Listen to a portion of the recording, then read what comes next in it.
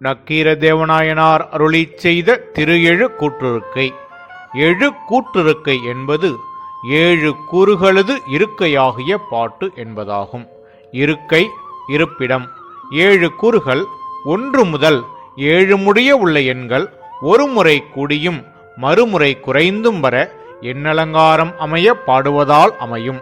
அம்முறையாவது முதலாவதாக 1 2 1 என்றும், இரண்டாவதாக 1 2 3 2 1 என்றும், இவ்வாறாக 1 முதல் 7 வரை எண்களை கூட்டியும் மறுமுறை குறைத்தும் பாடி முடிப்பார்கள். இப்பாட்டு அகவர் பாவாகவே வரும். இது மிரைக்கவி எனப்படும் சித்திர கவிகளுள் ஒன்றாகும். அதற்கு ஏற்ப இதனை தேர்போல வரையப்பட்ட ஓவியத்திற்குள் எண்ணு பெயர்கள் முறையாக அமைய அடைத்து காட்டுவர். அதனால் இது இரதபந்தம் என்றும் சொல்லப்படும்.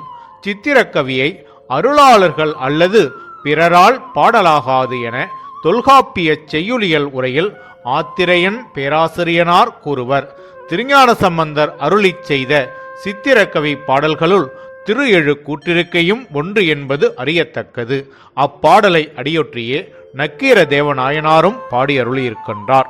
நக்கீரதேவநாயனார் அருளிச் செய்த திரு எழு கூற்றிருக்கை 1 முதல் 5 அடிகள். ஓருடம்பு ஈருரு ஆயினை ஒன்று புரிந்து, ஒன்றின் ஈரிதழ் கொன்றை சூடினை, மூவிலை சூலம் ஏந்தினை, சுடரும் சென்னி மீமிசை, இருகோட்டு ஒருமதி எழில்பெற மிளைச்சினை. இதன் பொருள், ஓர் உடம்பில் ஆணும் பெண்ணும் ஆகிய 2 உருவம் உடையவன் ஆனாய் ஒன்றைச் செய்து, ஒன்றிலிருந்து ஈரிதழ் கொன்றை சூடினை, 3 இலைகளாக பிரிந்துள்ள சூலத்தை கையில் ஏந்தினை, ஒளிவிடும் தலையின் மேல் 2 முனைகளும் உயர்ந்து காணப்படும் ஒரு பிறைச்சந்திரனை அழகுபெற சூடினாய் என்பதாகும்.